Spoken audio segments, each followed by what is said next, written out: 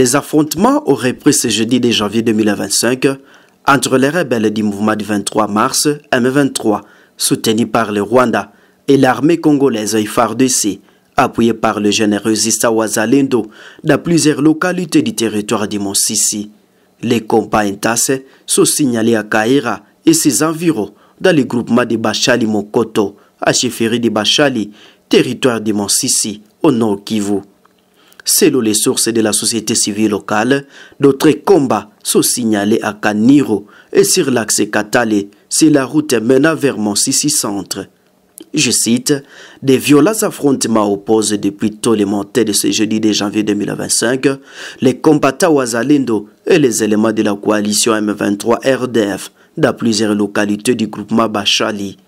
Les M23 ont attaqué les positions de Wazalendo à Kamatembe, Kaira, Tambi, Buhimba, Kamakoma, Rasenya, Adiartu, Pouessede, Stéphane Kalume, rapporté de la société civile de Mont Sissi.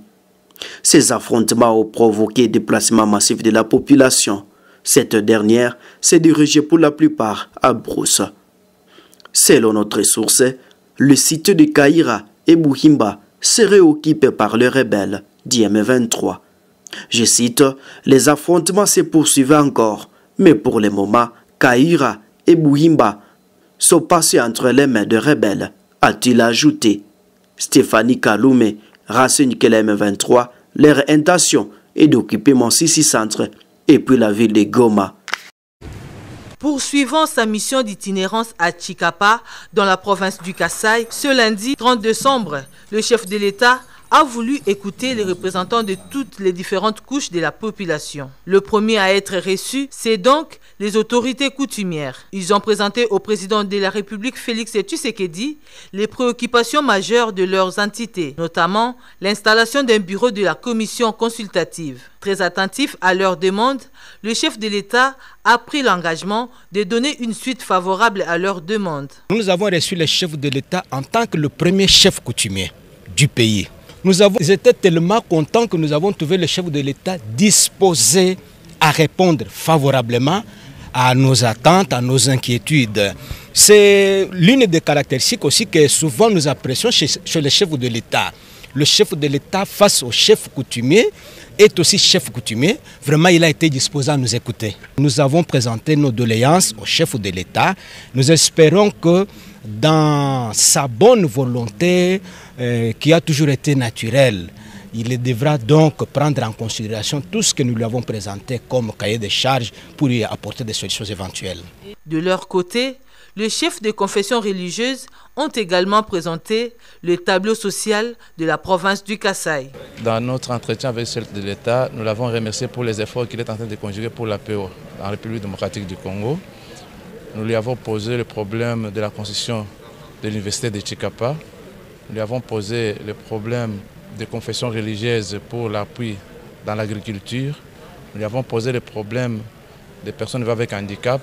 Nous lui avons remis un mémo avec un cadeau représentant les armoiries de notre pays. Nous soutenons les réformes constitutionnelles et nous sommes prêts même à participer dans la commission qu'il pourra mettre en place d'ici là.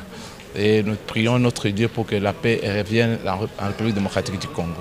Le président de la République a dit tout mettre en œuvre afin d'apporter des réponses concrètes aux problèmes posés. Un masque choco a été remis au chef de l'État par le collectif des chefs coutumiers de 5 territoires du Kasaï.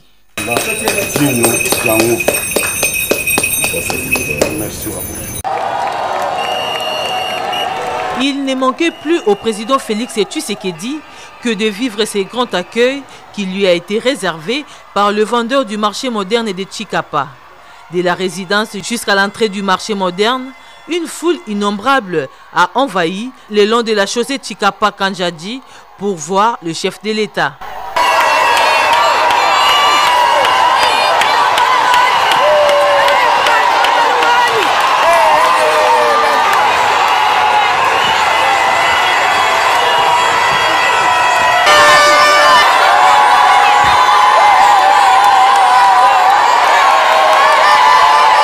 Arrivé sur le lieu, le premier citoyen de la nation a visité le marché moderne inauguré depuis 2022. Le marché comprend au total 240 étalages, 12 magasins, 10 stands et 3 entrepôts, dont 2 sont de 18 mètres carrés et un autre de 10 mètres carrés.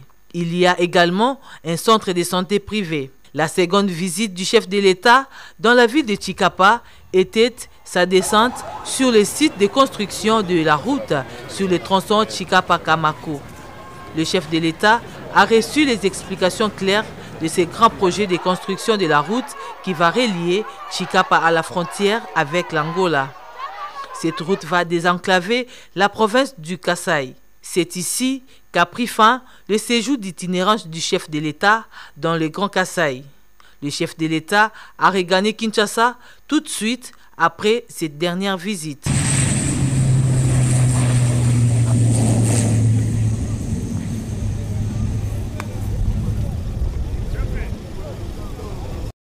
Le président de la République a convoqué aujourd'hui le Conseil de sécurité provincial.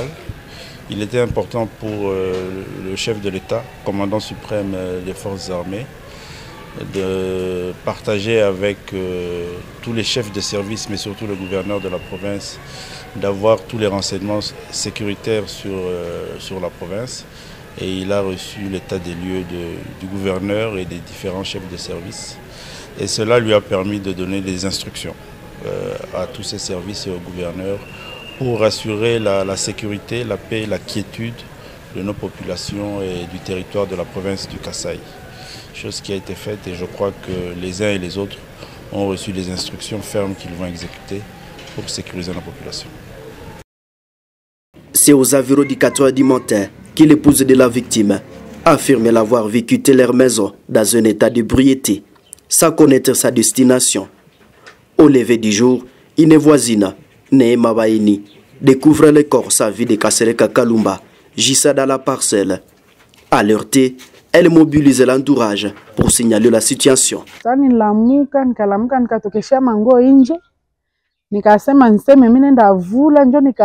me suis réveillé le matin. Je voulais le suivre les habits. Alors je vis le corps de papa gisant sur le sol. J'ai fait l'alerte des autres voisins.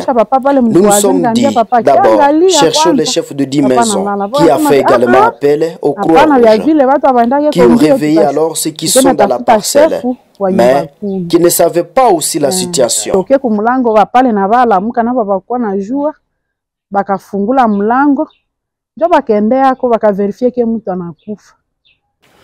Isaki Kabota, chef du quartier Mukuna, a exprimé son inquiétude face à l'abus d'alcool dans la communauté.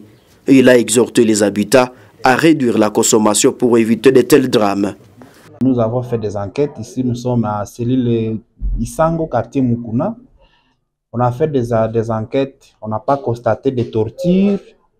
Il n'y a pas eu vraiment une quelconque menace sur ce corps. Sauf que nous avons constaté que apparemment il a pris de l'alcool sans manger.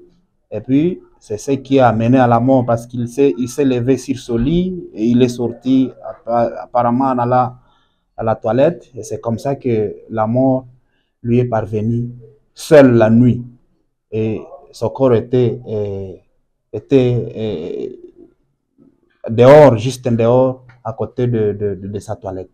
En fait, le message que je peux donner, c'est que à tout le monde qui prend de l'alcool, surtout le forte dose, la boisson tellement alcoolisée, il faut vraiment diminuer cette prise de cette boisson parce que il y a beaucoup de conséquences néfastes, négatives sur la personne qui prend toujours l'alcool très alcoolisé. Et donc, il faut diminuer à prendre cet alcool. Nous, les jeunes, nous, les papas, vraiment, cette année 2025, il faut vraiment se protéger contre tout risque qui peut arriver dans la vie. Selon la société civile de Boulenguera, ce décès s'ajoute à Ibula Ingeta de 31 cas enregistré récemment dans les circonstances variées. Ces chiffres mettent à lumière un problème de santé publique qui nécessite des mesures concrètes et une prise de conscience collective.